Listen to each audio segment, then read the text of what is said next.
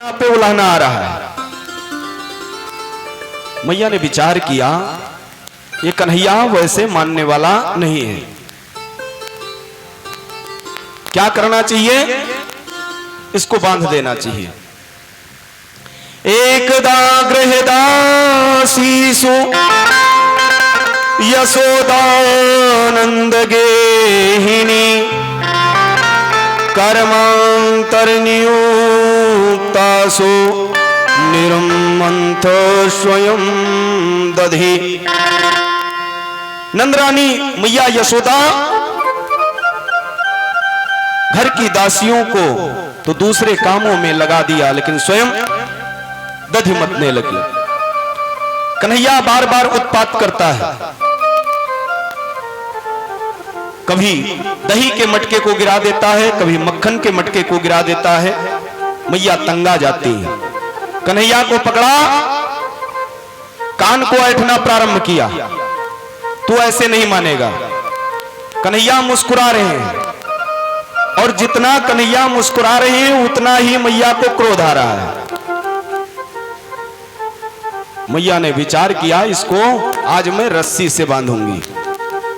रस्सी को उठाया और कमर में बांधना चाहा। जैसे रस्सी को कमर में घुमाया, ग्रंथि लगाने मैया चलती हैं, रस्सी छोटी पड़ जाती है। श्री सुखदेव जी महाराज कहते हैं राजन, कन्हैया मनो दर्शाना चाहते हैं कि जो मुझे क्रोध से प्राप्त करना चाहेगा उसे मैं प्राप्त नहीं हो सकता, वो मुझे बांध नहीं सकता है। आज मैया घर में जितनी भी रस्सी थी एक दूसरे में जोड़ती गई और कमर में जैसे लपेट करके ग्रंथि मारना चाहती हैं, रस्सी छोटी पड़ गई, पसीने से तर-बितर हो गई मैया। कन्हैया ने विचार किया कि मैया अब लगता है थक गई है। जब ग्रंथि नहीं लगता है, मैया ने रस्सी को उठा के फेंक दिया। ले जा, जो करना हो कर, तू ऐसे नहीं मानने वाला है।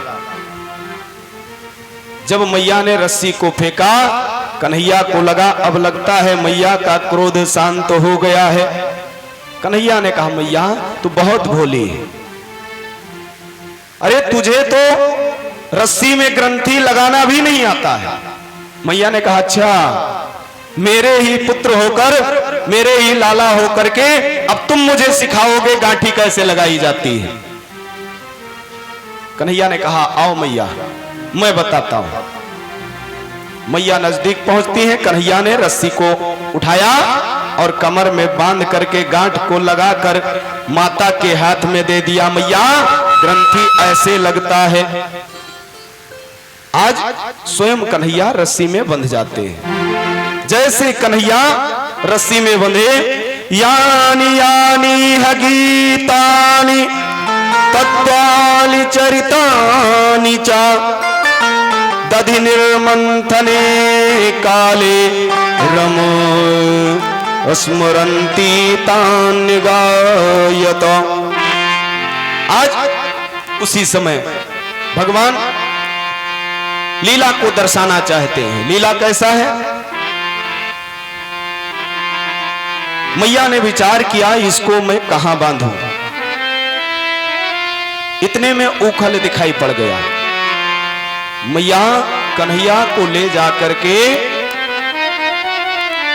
ऊखल में बांध दिया और मैया दधि मंथन के लिए पहुंच जाती है।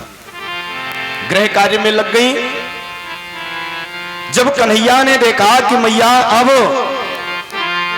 अपने कार्य में मस्त हैं, उनका ध्यान मेरे तरफ नहीं है, कन्हैया ने विचार किया कि चलो अब अपने भक्त का मैं कल्याण कर दूं।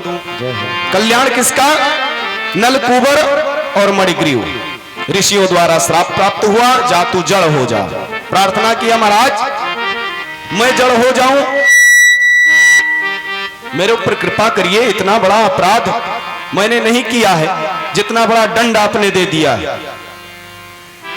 आखिर ये तो बता दीजिए मेरा कल्याण कैसे होगा मैं जब जड़ होऊंगा। ऋषियों ने कहा चिंता मत करो, द्वापर युग में भगवान के स्पर्श मात्र से ही तुम्हारा उद्धार हो जाएगा। वही आज वृक्ष के रूप में भगवान के ग्राम में अर्जुन के वृक्ष बन करके एक दूसरे के आसपास लगे हुए हैं। भगवान ने विचार किया, चलो इन्हीं का आज मैं कल्याण करता हूं। धीरे धीरे रस्सी को खींचना और उस रस्सी में जो ऊखल बंधी हुई है उसको गिराया और भगवान धीरे धीरे खींचना प्रारंभ कर दिए। ले जाकर के दोनों वृक्ष के बीच में ऊखल को फंसा दिया। जैसे भगवान का स्पर्श हुआ दोनों वृक्ष नीचे गिर जाते हैं। उसमें से दिव्य रूप को लेकर के आज नलकूबर और मणिग्रीव प्रकट हो गए। महाराज हाथ जोड़ करके प्रार्थना करने लगे। नाम है अमला अर्जुन। हाथ जोड़ करके प्रार्थना कर रहे हैं, भगवान नमः परम कल्याण नमः परम मंगला वासुदेवाय शांताय यदूनां पतये नमः। उन्होंने कहा, हे परम कल्याण स्वरूप नारायण आपको हम दोनों नमस्कार करते हैं। हे परम मंगल साधन स्वरूप परमात्मा आपको मैं नमस्कार करता हूं। शांताय यदुनां पतये नमः। हे यदुवंश शिरोमणि श्री कृष्ण आपको मैं नमस्कार करता हूं। नाना प्रकार से स्तुति करने लगे। अनुजानी हनो भूमस तवानुचर किं करो दर्शनम नो भगवत ऋषिरासीदनुग्रहात्। आज देव ऋषि नारद के अनुग्रह से ही उनका कल्याण होता है। भगवान के स्पर्श मात्र से ही दोनों भगवान के परम धाम को पधारते हैं। आज समस्त नगरवासी दौड़ पड़े। एक वृक्ष क्यों गिरा?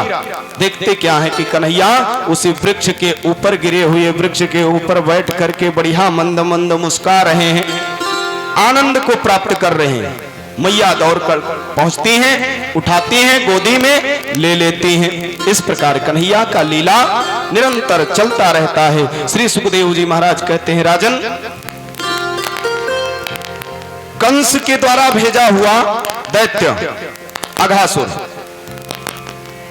अजगर का रूप लेकर के पहुंच जाता है। आज कन्हैया ग्वाल वालों के साथ प्रातःकालीन भ्रमण कर रहे हैं। अपने ग्वाल वालों के साथ गौवत्सों को लेकर वन की ओर निकल पड़े और उसी वन में वह अघासुर अजगर के रूप को लेकर के पड़ा हुआ है। ग्वाल वालों ने जब देखा समझ नहीं पाए। ग्वाल वालों को लगा कि ये शायद कोई गुफा है। कन्हैया पीछे हैं, कन्हैया को आवाज भी नहीं दिया और गुफा समझ करके अजगर का मुख खुला हुआ था और ग्वाल वाल उस मुख में प्रवेश कर जाते हैं। जैसे मुख के अंदर पहुंचे जलन होने लगा, सब चिल्लाने लगे, कृष्ण बचाओ, कृष्ण बचाओ। कृष्ण दौड़ पड़ते हैं और अजगर का पेट चीरते हुए उसका नमो नारायण कर देते हैं। प्रेम से बोलिए कृष्ण कन्हैया लाल की, श्री वृंदावन बिहारी लाल की। धेनुकासुर कंस के द्वारा भेजा गया गधा का रूप लेकर आया। कन्हैया ने धेनुकासुर का भी उद्धार किया। समय बहुत कम है, कथा बहुत है, तो इसलिए समय के अनुसार कथा को आगे बढ़ाते हुए श्री सुखदेव जी महाराज कहते हैं, परीक्षित बलराम जी और कृष्ण ये दोनों छठे वर्ष में प्रवेश करते हैं। गौएं चराने के लिए मैया ने अनुमति भी दे दिया है। प्रेम पूर्वक जब गौवा गाय को चराने जाते हैं, आनंद को प्राप्त कर रहे हैं। इधर यमुना में एक नाग जिसका नाम वासुकी रह रहा है और उसका विष इस प्रकार यमुना में व्याप्त हो चुका है कि जो भी गाय पहुंचती है, जल को पीती है, विष से मर जाती है। जो भी जल लेने पहुंचता है उसके शरीर में विष व्याप्त हो जाता है। कन्हैया ने विचार किया कि आखिर यमुना से उस विष को कैसे मैं दूर करूं। खेल रचा। खेल कैसा? गेंद का खेल। ग्वाल वालों को साथ में लिया, तन सूखा मन सूखा धन सूखा श्री दामा इत्यादि, और पहुंच गए खेल खेलने के लिए। खेल कैसा है? गेंद का खेल। पारी बनाया गया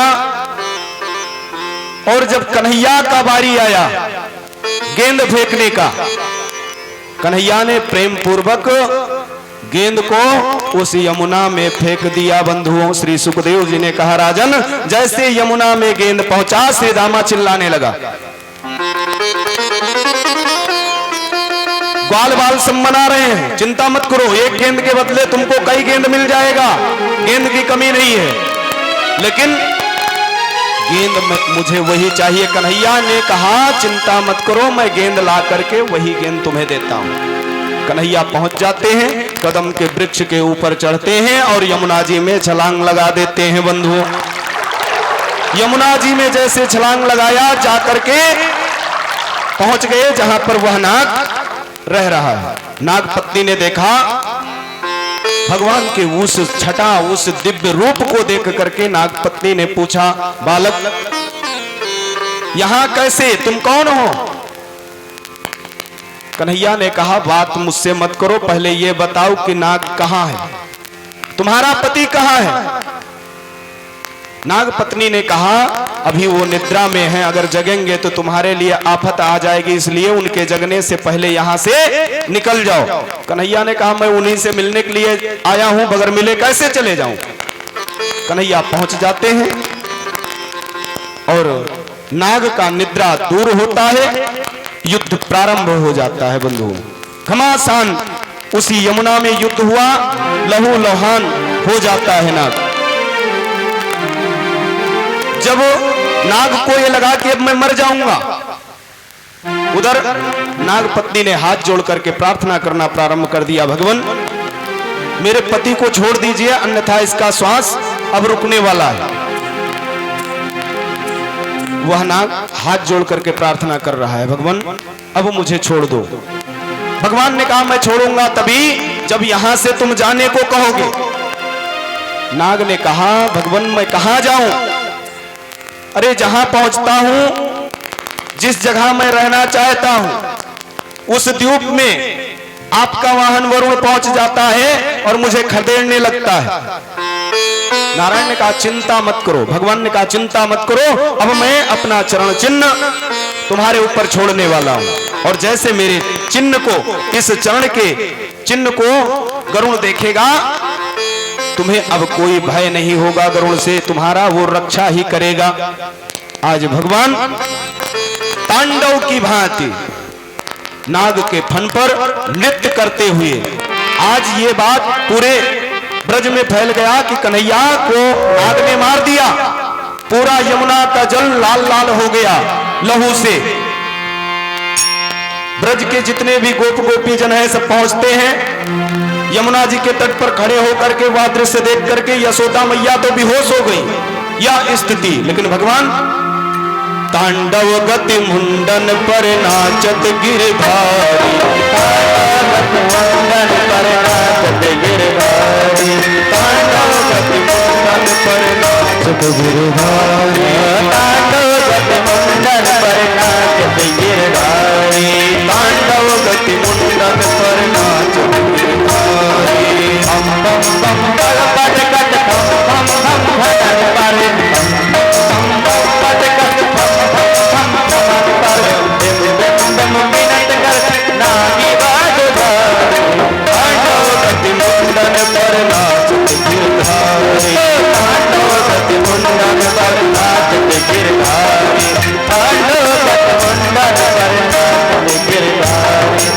ससक ससक सनिकादिक नन नन नन नारद ससक ससक सनिकादिक नन नन नारद मम मम मम महादेव मम मम बलिहारी तांडव गति मुंडन पर नाच गिरधारी तांडव गति मुंडन पर नाच गिरधारी तांडव गति मुंडन पर नाच गिरधारी तांडव गति मुंडन पर नाच गिरधारी विविध विविध विद्याधर दम दम दम देव सकल विविध विविध विद्याधर दम दम दम देव सकल टंग टंग टंग गुणन गंधर्व नाचत गिरधारी तांडव गति मुंडन पर नाच गिरधारी तांडव गति मुंडन पर नाच गिरधारी तांडव गति मुंडन पर नाच गिरधारी तांडव गति मुंडन पर नाच गिरधारी सूर्यदास प्रभु की वाणी टिंग टिंग टिंग नजर सूर्यदास प्रभु की वाणी टिंग टिंग टिंग नजर धन धन धन चरण पर निर्भय भयहारी तांडव गति मुंडन पर नाच गिरधारी तांडव गति मुंडन पर नाच गिरधारी तांडव गति मुंडन पर नाच गिरधारी नाचत गिरधारी नाचत गिरधारी नाचत गिरधारी नाचत गिरधारी तांडव गति मुंडन पर नाचत गिरधारी तांडव गति मुंडन पर नाचत गिरधारी तांडव गति मुंडन पर नाचत गिरधारी तांडव गति मुंडन पर नाचत गिरधारी। प्रेम से बोलिए श्री गिरधारी भगवान की, नागनथैया भगवान की। देवता आदि इस दृश्य को देखकर आकाश मार्ग में खड़े होकर पुष्पों की वृष्टि कर रहे हैं। समस्त देवगण दर्शन करके अपने जीवन को कृत्य बना रहे हैं, धन्य कर रहे हैं। भगवान जब यमुना से बाहर आते हैं, नगर वासियों ने देखा, धन्य हो गए। यशोदा मैया का मूर्छा खुला। कन्हैया आज नाग का उद्धार करते हुए, नाग का कल्याण करते हुए आज नाग को आदेश होता है, नाग वहां से रमणीक द्वीप के लिए प्रस्थान करते हैं। इधर कन्हैया उस गेंद को लेकर बाहर आते हैं और अपने ग्वाल बाल सखाओं को धन्य कर रहे हैं। भगवान का लीला, भगवान का कृपा। श्री सुखदेव जी महाराज कहते हैं, राजन कन्हैया की लीला कहां तक गाया जाए। आज प्रलंबासुर नाम का दैत्य कंस के द्वारा भेजा गया, ग्वाल के रूप में ग्वालों के बीच में पहुंच जाता है। कन्हैया ने जब देखा, कन्हैया समझ गए ये कोई दूसरा नहीं, मेरे मामा का भेजा हुआ दूत है। कन्हैया पहुंचते हैं, बलदाऊ जी ने इशारा किया और कन्हैया ने उसका भी नमो नारायण कर दिया। प्रेम से बोलिए कृष्ण कन्हैया लाल की जय। आज भगवान ने जब देखा कि वर्षा एवं